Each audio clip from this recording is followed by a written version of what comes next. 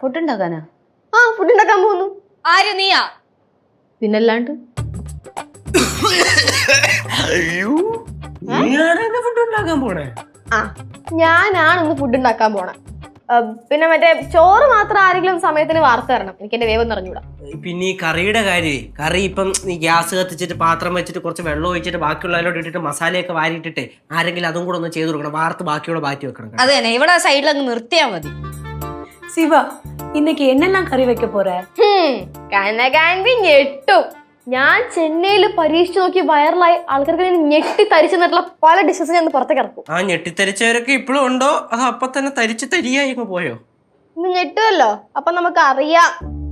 മോളെ മീൻകറി മോള് തന്നെ ഒന്ന് വെക്കുന്നേ? പിന്നെ അല്ലാണ്ട്, പിന്നെ നമ്മുടെ യൂഷ്വൽ മീൻകറി അല്ല കേട്ടോ, കോട്ടയം സ്പെഷ്യൽ മുളക് ഇടുന്ന നല്ല അന്തസ്സുള്ള മീൻകറിയാ. ഫ്രിഡ്ജില് വെള്ളം വെച്ചിട്ടുണ്ടോ? തണുത്തുള്ളം വെച്ചിട്ടുണ്ടോ? ഇനി എരിഞ്ഞ് പുകഞ്ഞോണ്ട് ഓടുവേ. കനകാന്റി, സന്തോഷായില്ലേ? ഇന്ന് വയററിയാതെ ഭക്ഷണം കഴിക്കും. വയററിയാതെ പോകും. ദഹിക്കൂന്നാടി ഉദ്ദേശിച്ചത്. നല്ല ദഹനം ഉണ്ടാവും.